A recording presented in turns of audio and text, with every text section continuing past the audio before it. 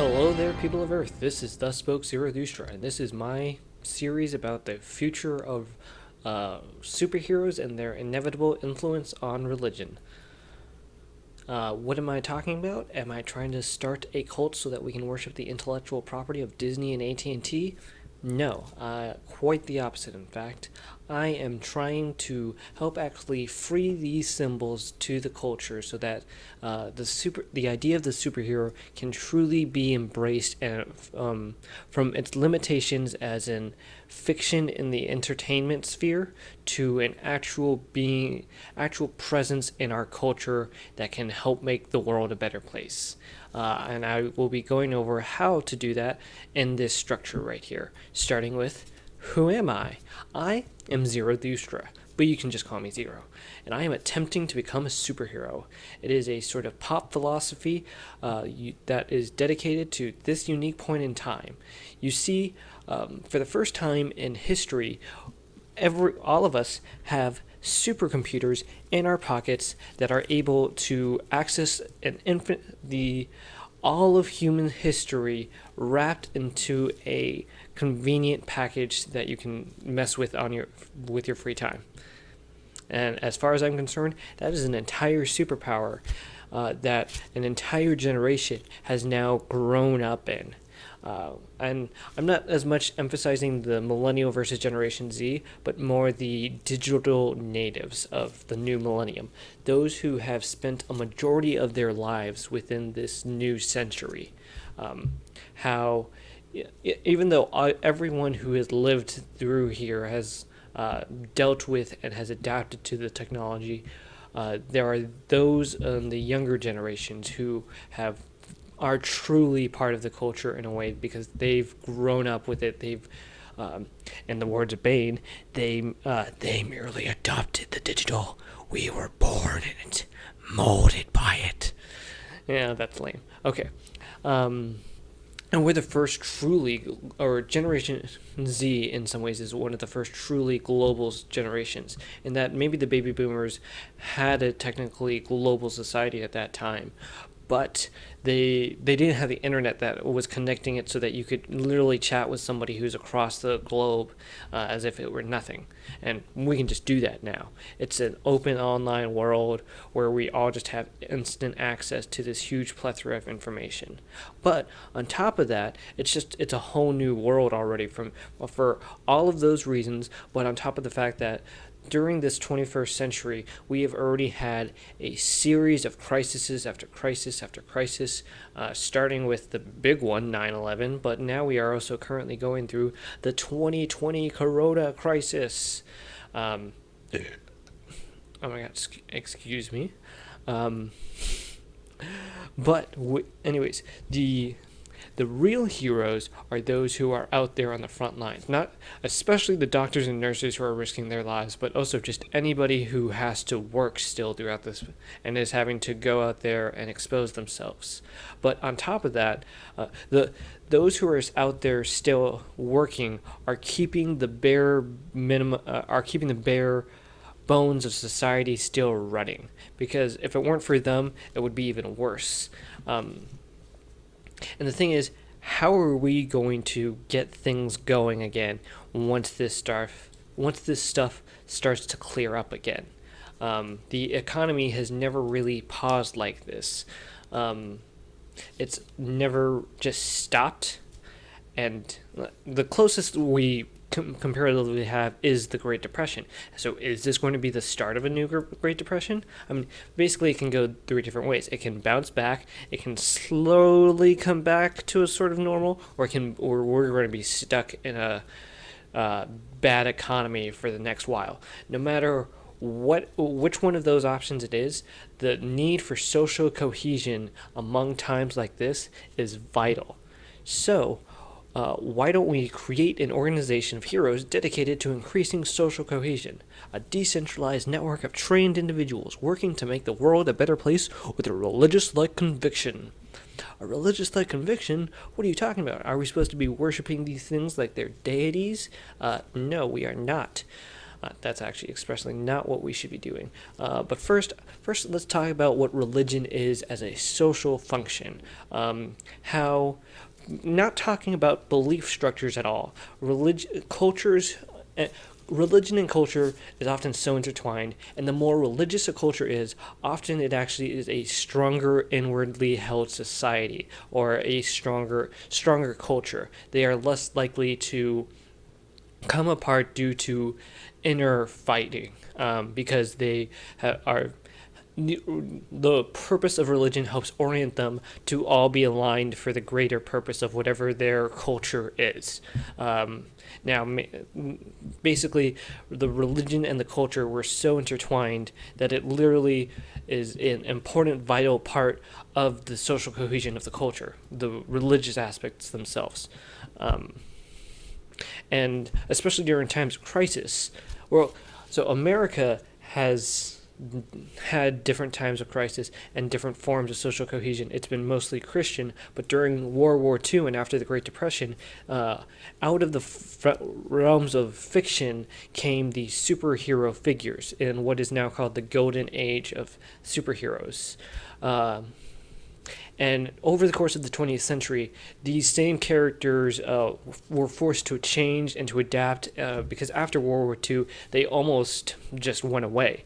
But then they came back and kept being reinterpreted, carried on by different generations in this secular art style that built up this entire mythology that throughout the course of the 20th century just expanded and grew and changed while staying true and really defining what makes these characters who they are, to the point that now, currently in the 21st century, they dominate the culture, the popular culture at least. They are everywhere.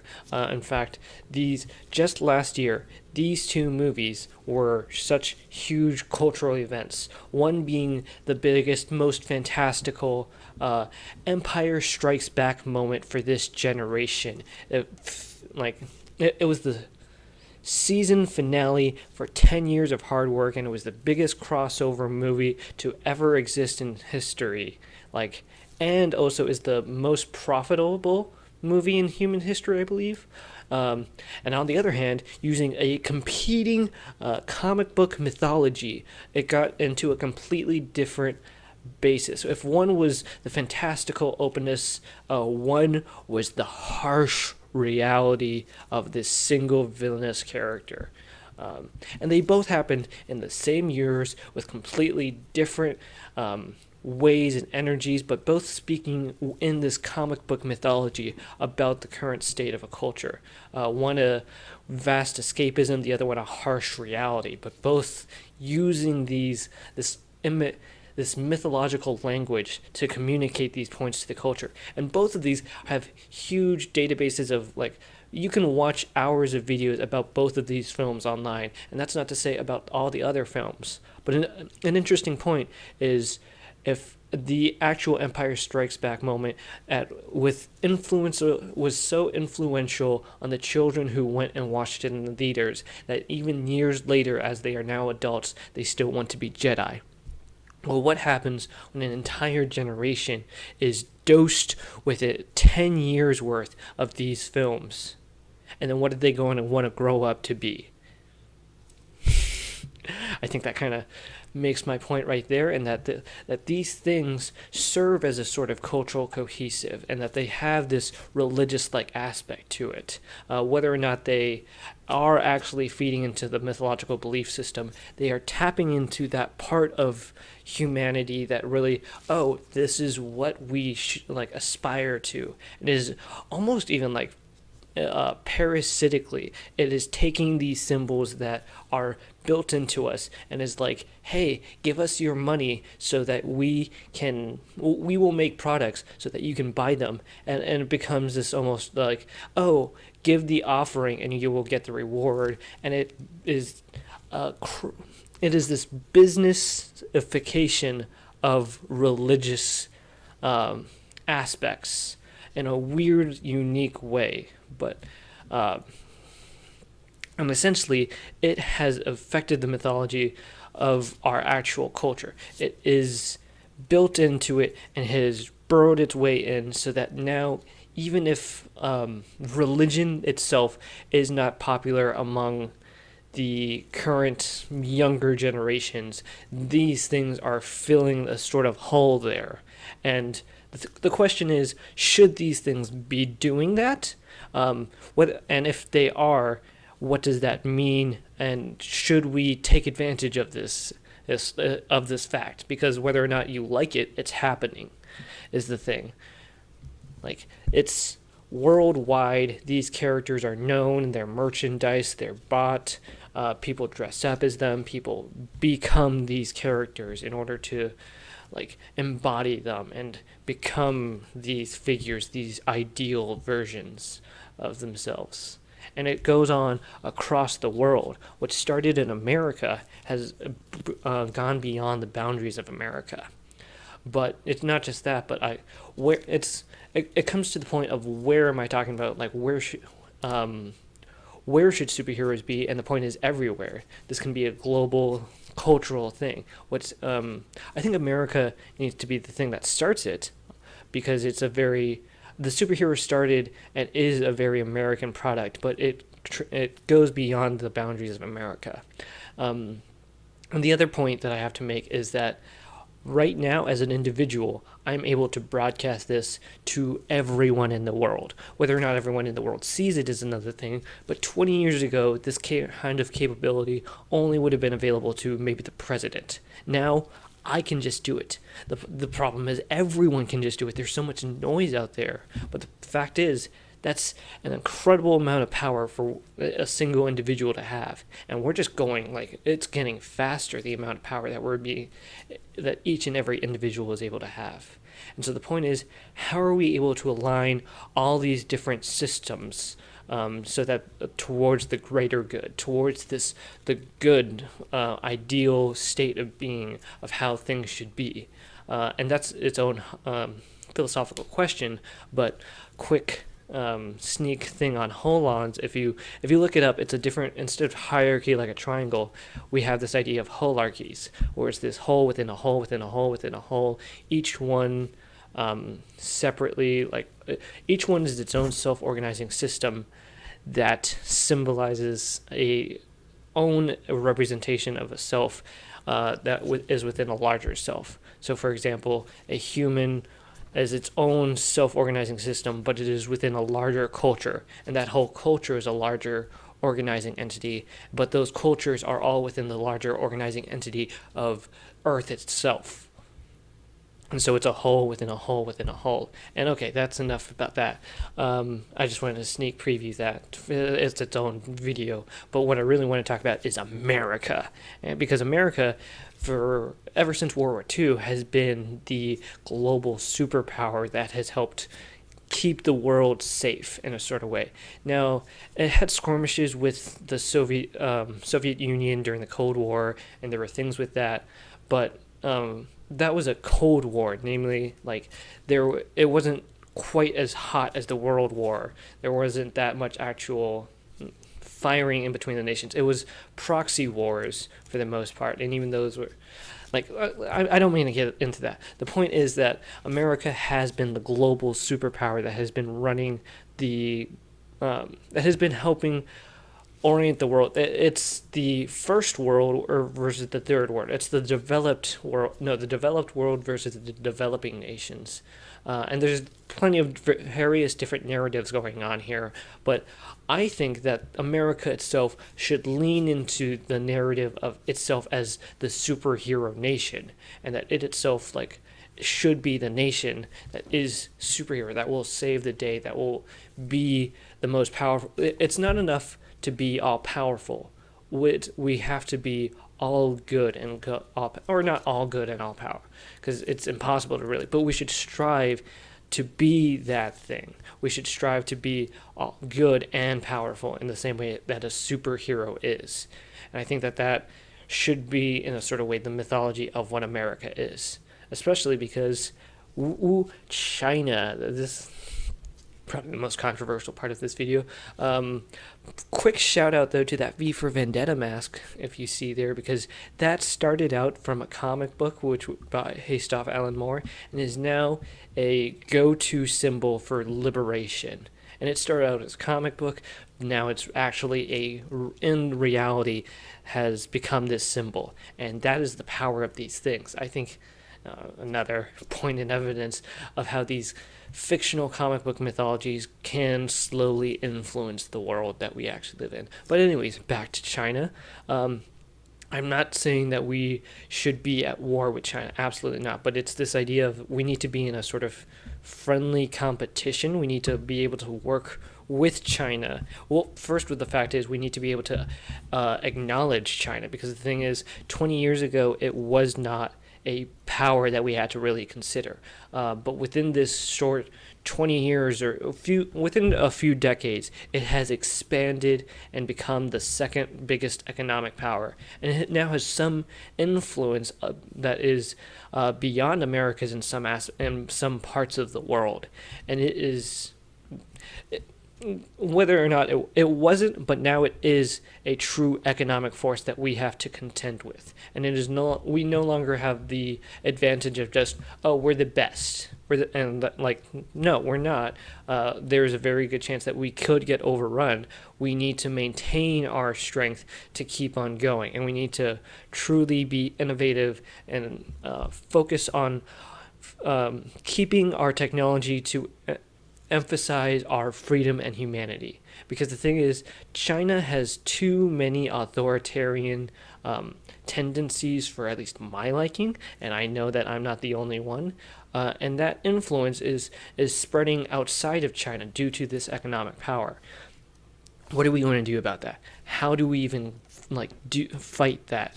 It's different than it was in the Soviet Union. The Soviet Union collapsed because in some aspects they ran out of money. They couldn't keep it up.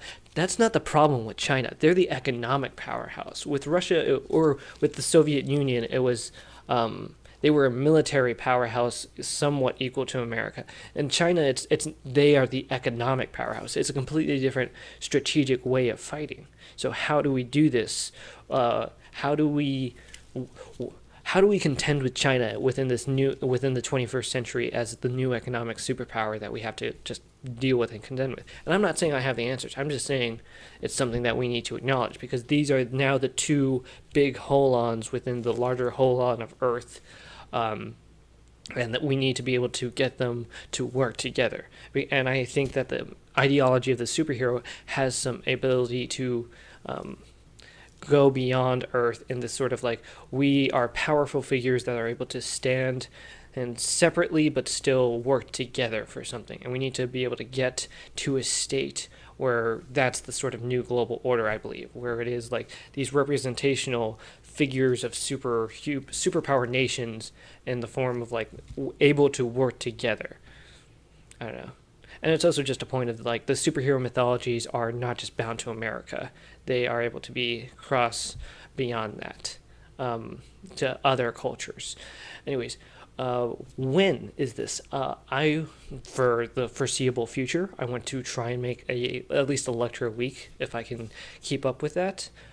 Because I believe that we are in multiple levels in a period of transition from one world to a new world. On one level, before 9/11, the world was one way. After 9/11, the world was a different way. That's one aspect of the transition, but there's also a larger transition going on of from the 20th to the 21st century, from old to young, from various different levels of transition, and we need to be ready for it. We need to be prepared. We need to make sure that there is a bigger, better, brighter tomorrow to go to. And in order to do that, it's going to be harder than ever before in human history, but we have to do it. So because we have to, I think we can. I have faith, not in some higher power, but faith in our ability to use ideological similarities to come together, because that's really what America is kind of about. It's about coming together for common ideals, in order to protect our freedoms and live prosperously. And we now have the capability of gods. What would have been, we have magic technology, basically, even if it's not actually magic, when we can argue that. But it's, if I were to show 100 years ago anybody my cell phone, my smartphone, it would be considered magic. But we are, and everyone has these things, but we are still running systems based off things that were maybe over 100 years old. And it's just, they're outdated. So how do we keep to the core strength of who we are and change with the times while staying true to our essence in the same way that these superhero figures do? They stay true to the archetypal nature of who they are, but are able to transform and adapt themselves and evolve into their appropriate times. And I believe that is part of the thing of what the 21st American mythology at least should be. Maybe you'll disagree, but that's what I think it should be. That America should embrace this idea of superheroes, but not just as a form of entertainment, but as an actual form of we can be heroes and we should make the world a better place. And imagine by creating a secular religion that is oriented towards making the entire world a better place, towards making every individual a better version of themselves so that they can make their little pocket of reality a better place to live, and then doing that with every individual so that collectively each person is making their pocket of reality better, and we get this emergent property of a better world because each and every person is making their pockets better. I don't know, and something like that is the goal, because I don't want to go into a police state where our freedoms are taken away from us. I want the power to be given and dispersed and democratized and given to the people. But the problem is, we need to have systems in place to teach us how to use that power responsibly. Because if there's anything of scripture and superhero language, it is, with great power comes great responsibility. And that's basically the scripture of the 21st century. Everyone knows it. It's corny, it's cheesy, we know these symbols. It's built into me, at least, maybe not everyone, and I know it's more than just me. These things are built into our culture. So rather than ignore them, let's take them, use them, and become figures larger than ourselves. Why?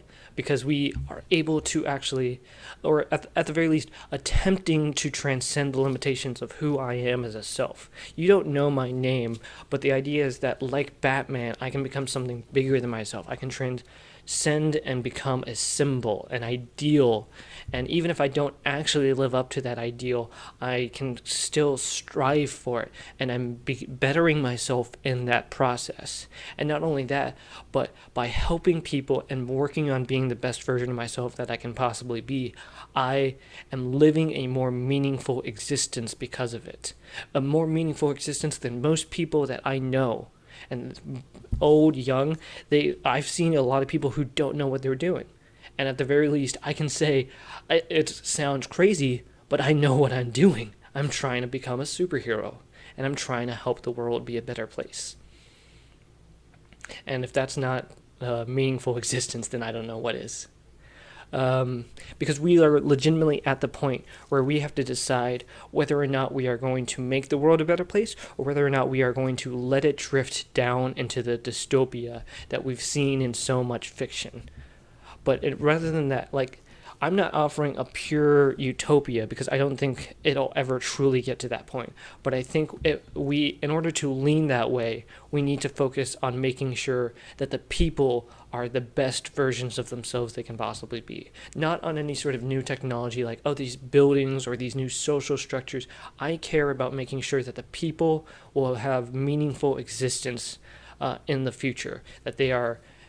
And part of it is the emphasizing the social aspect of who we are, making each other's lives better, and just helping one another. Because at the end of the day, that's what superheroes truly are. They're not warriors. They're not soldiers.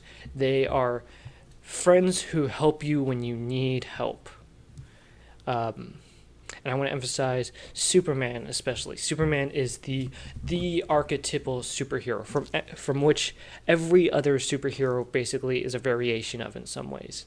And he in not the same way, but in a similar way, there's an argument by the psychologist Carl Jung that might be controversial, but how the symbol of Christ is a symbol of the self, of one that is the whole version of who they could be and is ultimately always the best version of who themselves. They are whole and they are good and they are the best version and they are this ideal to strive towards.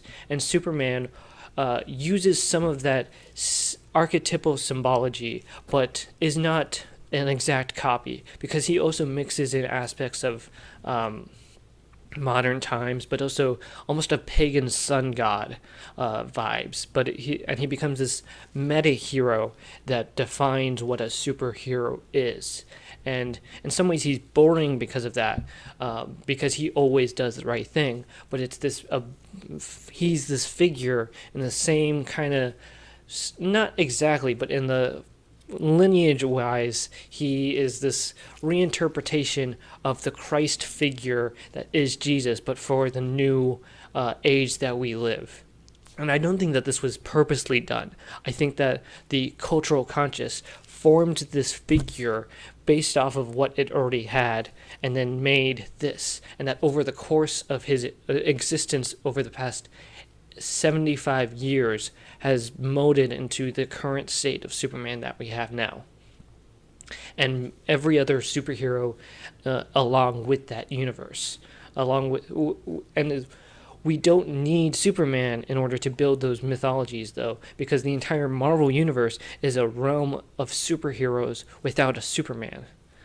Anyways, my point is we can be heroes. One of the things about them is the fact that, yes, they are higher in a sort of way, but they are closer than the gods ever were. The gods were always like veiled away. Even if they are veiled away in fiction, these are figures that we like, oh, there's a Clark Kent aspect. There's an aspect of like, I can dress up and wear this and become these figures and like embody these ideals. They're similar enough that they're able to, that we can embody them, we can become them in a sort of way, and they become an ideal that we should strive towards, and that they do contain the best aspects of ourselves, not just physically best, but like morally best. And maybe there are aspects and there are stories throughout the course of the mythologies of like what is a hero, and it has played with that idea throughout the course of the Golden Age, the Silver Age, to the Bronze Age, to the modern and postmodern age of comic book religion, or not, of the comic book mythologies that are currently in existence. And it has gone through these periods and these changing, but despite that, there is still this idea that there is a superhero that is going and trying to be the best version of themselves. And I don't see any reason why we shouldn't try and become these figures in order to make the world a better place. And I think that the future, while not looking exactly like this with these figures, will look something like where it is a mass collection of these colorful individuals, each broadcasting who they are boldly to the world, but like able to work together despite their differences. Able to say, hey, you're not me, you're something else, but we are aligned towards this greater good of something, and we will work together for that purpose. And that's really what this whole thing is about, of like, and building a community of these figures. It's not about stopping bad guys, but it's about standing up for the ideals that you believe in. For example, Superman wages the never-ending fight for truth, justice, and the American way. And it's about doing that, standing up for what you believe in, even when nobody else will. It's about making sure and preserving these ideals into the future, and not letting them drift away, but saying, no, we choose to keep these ideals into the future. Maybe not all of them, maybe some of them need to change or be modified, but it is going through that process of figuring out what things are worth keeping and then embodying them and becoming figures of those ideals. And so what if we create go Inception style and create a society within society where we're oriented towards becoming superheroes and making the entire world a better place. And so that even if society itself collapses, that inner society will be stronger and able to build and expand and fill that void if society collapses. And if society doesn't collapse, then it's just going to build and make a better society. So that's a lot of times I've said that word. But let's update the American dream for the 21st century. Let's make it so that, this is the land of superheroes, the superhero nation, that the new manifest destiny. But rather than expanding outward, we expand inward into ourselves and realize that the human individual is the most valuable resource, and that our entire economic structure should be oriented around making ourselves the best version of ourselves that we can possibly be, because that is an infinitely powerful resource as far as I'm concerned. If we learn how to make that the most powerful economic resource, I think that will fix. That is the goal that we should be striving. That is one aspect of the goals that we should be striving towards. I don't know. I'm not bound to anything in particular. I just feel the need to point out that we should be emphasizing on making sure our humanity stays in the future, that we don't become robots or cyborgs and lose aspects of ourselves, but rather use this technology to become more human version of ourselves. And that includes the colorful, bombastic, crazy, theatrical versions of ourselves, but bringing it into the future, making it so that it's a part of our lives, so that we don't have to wear gray slab suits every day to go into the office and the desk job. No, that sounds terrible. That sounds like a terrible existence of the 20th century that I don't want to repeat in the 21st century. So why can't we be colorful, bold, bombastic versions of ourselves that are oriented towards being the best version of ourselves and making the world a better place? Because that's the thing about these characters. They are humans they are humanoids that have these separate selves, these super second selves that they form and are able to come to. They don't start out as these things. It's Peter Parker, Clark Kent, Tony Stark, and then they eventually become Spider-Man, Superman, Iron Man. And it's this creation and this trying to become and live up to this ideal that they create for themselves of the super second self, where they truly embody what they want to be. And even when they don't match up to those ideals, it is this process of constantly working up and being better. And what if we actually create a system where we train ourselves in practices like this to be radically kind to one another, to be able to be our best physically and mentally healthy versions of ourselves, and then work on making sure everyone else is as well, to the best of their ability. And even those who aren't, they are still protected by those who are part of this program. And that if there is ever a disaster situation like the one we're going through and the ones that we're going to go through in the future, then we have systems in place to deal with that with specialized individuals who have been trained for a variety of disaster relief situations. And basically, a point is, we were not prepared for this corona crisis, for this economic crisis, for all the other crises that are going on. And we should be. We should be overly prepared. We should be super prepared.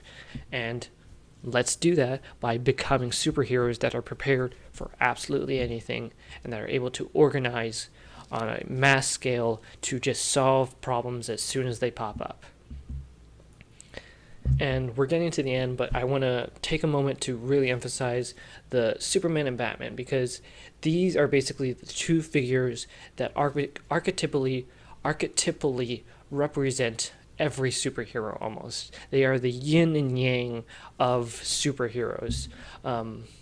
And that if yang being the protrusive, almost sun-like energy where it goes out, and yin being the inward energy, Batman is the inward figure drawing in and getting his strength from his inner strength, his inner darkness, his tragedy, his harshness. He is the embodiment of that inner strength. He of archetypally, and if Superman is the following of the Christ archetype throughout the millennium to the current point, Batman is actually the different archetypal thread of the Übermensch. From Nietzsche's The Spoke Zarathustra, which I based my character off of.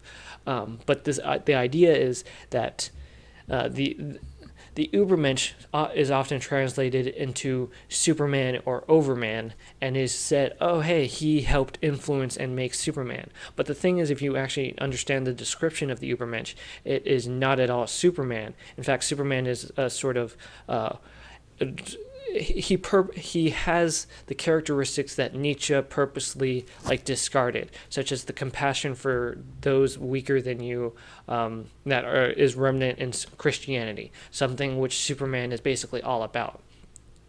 But the description of the Übermensch, while not having any sort of bad imagery, is in a lot of ways exactly what Batman is. And so it's these opposing figures that for throughout history would have been literally opposing energies of the Western canon, are now united in these different forms of Batman and Superman, yin and yang. They know that they can't work, that they work with one another rather than against one another. And it's interesting in that Batman he's very yang with his yin. He's very protrusive about his inner darkness. Whereas Superman literally gets all his power from the sun. He's bombastic about how powerful he is. But he's very yin with that energy, with that yang energy. He's very calm. He's very centered. If you were to meet him, he would simply be one of the nicest people that you would ever experience. And it's this Batman being very yang with his yin, and Superman being very yin with his yang. And they, just by truly studying and understanding these two figures, you can better understand almost every other superhero, because they are really just, in some ways, alterations of these the spectrum within these two figures. Anyways, that's basically it. For this video at least, I will continue to make more. I don't know. I'm a superhero, and hopefully I want others to join me, and because I think that this is an inevitable kind of point. This is the evolution of the idea of the story of superheroes, and how in the ultimate postmodern art form we should blur the lines between what is this fictional world and why shouldn't we make the world more like it. Why shouldn't we be these archetypal figures that embody our best ideals? And even if we can never fully become these things, then by striving to be like them, we can come closer to it still. And I'm just going to end it with a statement of, right now, we are getting a glimpse of what it's like to live in a authoritarian government, of where you can't leave, where you have to listen to these rules, and whether or not we should be doing these safety recommendations in order to but at a certain point, it's about, we are born free. It is what built America. It is what is part of who we are. Each and every individual should be able to live free or die, as far as I'm concerned. And the thing is, we need to be able to protect those freedoms and ensure that each and every individual is able to do so. And in order to do that, we need to be able to unite and come together. So that's basically what I'd like to end on. That we Divided, we will falter and we will fall apart. We will not be able to solve the problems of our day. The only way that we are going to actually make the world a better place is by uniting together and making each little pocket of reality a better place. And I believe that the superhero mythology has the symbols that we need in order to do that and to legitimately make the world a better place. And if you're interested in keeping in, subscribe, like, comment, tell me what you think, and I will keep on doing this until I see that the world is a better place. Okay, signing off.